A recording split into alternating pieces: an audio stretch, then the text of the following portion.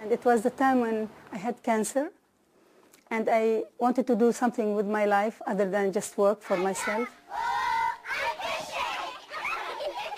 Norma Nashed is founder and director of Reaching Hearts for Kids, dedicated to saving orphans from poverty and abuse.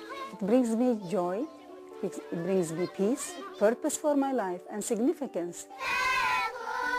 A compassionate entrepreneur, Norma works full-time without pay, and she is not wealthy. So I was willing to give whatever retirement savings I had because of my love to these children. Her ministry grew out of the crucible of her own suffering, first as a child of extreme poverty and then later a victim of cancer. From that humble beginning, she is now channeling funds to more than 14 countries in Asia, Africa, and the Americas. Her story is interwoven with the stories of thousands of children, children often discarded by the world, but children she feels divinely instructed to help. This lesson was realized recently while visiting an orphanage in Ethiopia. There she noticed a young girl talking to a little boy. She told the volunteer to tell the girl to leave, but the next day the girl was back again visiting with this little boy. Upon further investigation, it was discovered that this girl was only 12 years of age and lived in an igloo of sticks. She had absolutely nothing. The girl was the older sister of this little boy. How happy she was when Norma insisted that the orphanage take her too. Some local women went out to gather firewood at the edge of the Nakuru National Park in the country of Kenya. You can imagine how shocked they were to see a small naked child running to keep up with a family of apes. The women captured the child and gave her to the local hospital, where the staff found her behavior very frustrating as she leapt over beds, tipped her food on the floor, and then squatted down to eat it up. The district children's officer contacted the Bread of Life orphanage and asked Ian Castleman, who was once a farmer in Australia but now the director of this orphanage, if he would take this child. Ian gladly accepted the child and called her Charity. It's been more than 2 years now, and Charity's mannerisms have become more human. She runs to the kitchen when the meal bell rings and now eats off a plate. She's still very shy of strangers and cameras and smiles tentatively when approached. It is stories like these that continue to fuel the fire of Norma's fundraising efforts. In Congo, civil war has been raging for more than 15 years, and when Norma visited the Goma refugee camp, she found a little boy crying inconsolably. He refused to make eye contact with Norma or the translator, staring down at the ground, tears streaming down his face. Finally, he sobbed out the reason for his sadness. His mother had died, and he was alone. "We are babies, just taking care of babies," says a young girl. The comment is barely spoken before another little girl comes running by with a baby on her back. Norma tries to get her picture, but this little girl is so frightened that she just speeds away.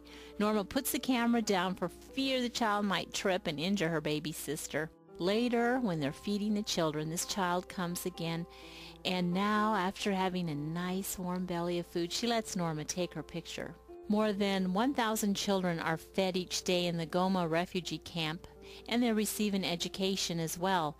You know, these children have been recognized recently for outstanding scholastic achievement by the government, and this honor is attributed to the good nutrition provided by Norma's organization, Reaching Hearts for Kids.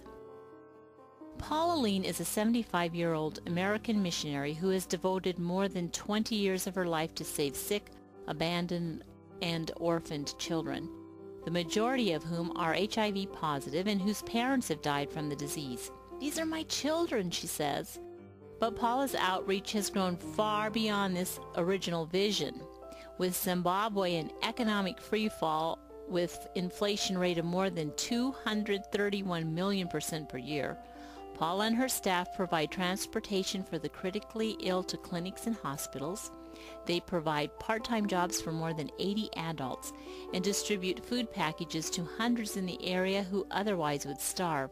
Her work depends completely on financial donations from people and organizations such as Reaching Hearts for Kids.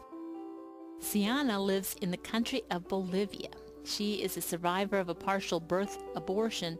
The grinding machine took her foot and a finger before she was born alive, and one kind nurse called Familia Feliz, a recently established orphanage by a young girl named Missy Harding. She was only 23 years old. Today you can see happy little Sienna getting used to her prosthesis, yet happy to hobble around without it.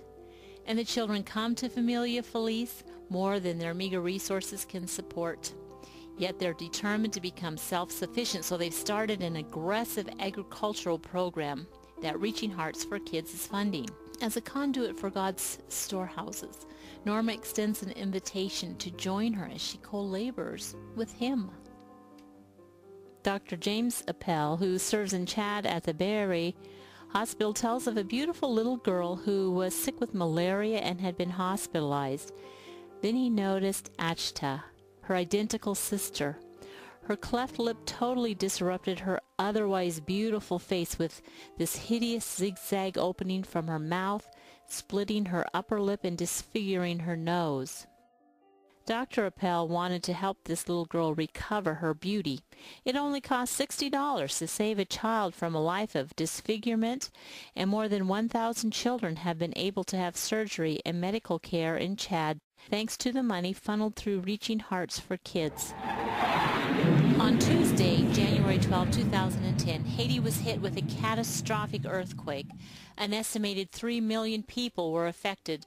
More than 1 million became homeless. Eden Garden Orphanage is located in Montreuil, Haiti, just 50 miles north of the capital city, Port-au-Prince, and was providentially spared. Once housing only 42 children, it now had swelled to 220 children. The staff not only takes care of these children, but has reached out to the community to provide clean water and now has a fully stocked pharmacy. Recently, Reaching Hearts for Kids has partnered with ACTS World Relief to feed an additional 7,000 children orphaned by the earthquake.